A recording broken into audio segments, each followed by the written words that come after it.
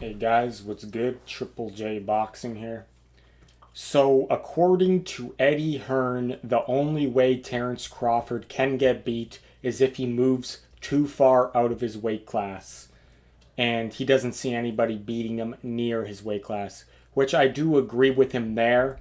But he thinks that Canelo would be too heavy for him to deal with. And I kind of disagree with his take on this. I disagree with a lot of Eddie has to say, just because sometimes the promoters, they have an agenda, so they'll say stuff that just obviously they're protecting their asset. In this case, he has promoted Canelo in the past, and obviously he's had business relations with Canelo, not with Crawford though. But yeah, so I kind of take some of his statements with a grain of salt, and I mean, in this case, I don't think he's not promoting Canelo anymore at the moment, so he doesn't really have a horse in the race right now. But I disagree with Eddie Hearn. I think that that Crawford would beat Canelo, and I just think the skills would be too much for Canelo to deal with.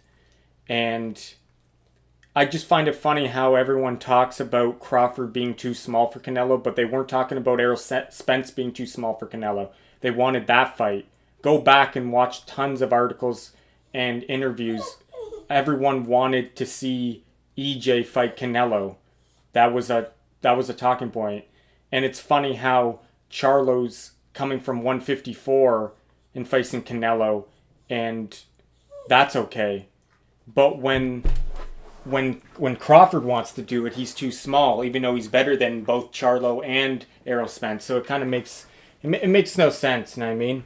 And I'm not saying like there's a possibility Charlo could beat Crawford. We don't know. They haven't fought, but I would put my money on Crawford. But this fight coming up, Canelo versus Charlo, it will really determine a lot of things on this topic, to be honest, this Crawford-Canelo topic. Because if Canelo looks bad in this fight, people are going to more favor Crawford. If Canelo easily dispatches and gets rid of Charlo, a lot of people will be saying, oh, maybe it is too much for Crawford. Even though that a lot of people think Crawford is better than Charlo, including me, myself. If Canelo just destroys Charlo, that would be something, right? But if Charlo outboxes Canelo, or if it's a close competitive fight, which I think that's a definitely a strong possibility that could happen, that it will be a close competitive fight, or that Charlo outboxes Canelo. That's definitely up there in my opinion as a possibility how the fight's gonna go. So in that case, Charlo wins or gives Canelo a tough fight, people will then be reiterating this, that Crawford can beat Canelo. But I don't know. We'll see September 30th how that fight plays out, and then we can go further from here, because obviously we can't talk about Crawford fighting Canelo for real yet until that fight happens, and possibly we gotta wait out the Spence rematch and see how that plays out.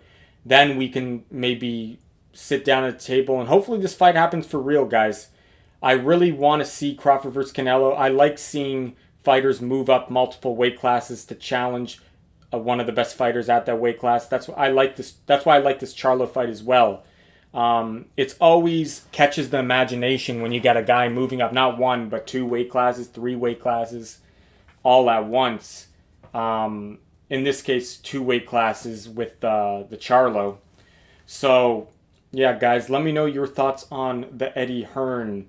Like I said, some of his things are kind of, he has an agenda, and he really doesn't speak the truth sometimes. He's trying to protect his product. But in this case, like I said, he's had a business relation with Canelo, so he maybe does have a bias there. But it's not a far-fetched statement to say Canelo maybe is too strong for Crawford. We won't know, but I tend to think that Crawford would outbox Canelo. That's my opinion.